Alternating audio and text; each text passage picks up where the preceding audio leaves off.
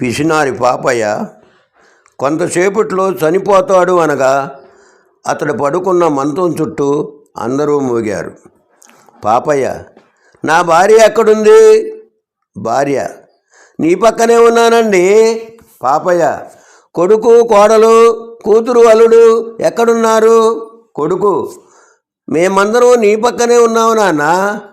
పాపయ్య, అందరూ ఇక్కడే ఉంటే పక్క గదిలో లైటు ఫ్యాను తిరుగుతూనే ఉన్నాయి, టీవీ పలుకుతూనే ఉంది, కరెంటు బిల్లు ఎంత వస్తుందో ఏం పట్టడం లేదు మీకు. పెళ్ళి కొత్తలో కోడలికి వంట చేయమని పురమాయించింది అత్తగారు.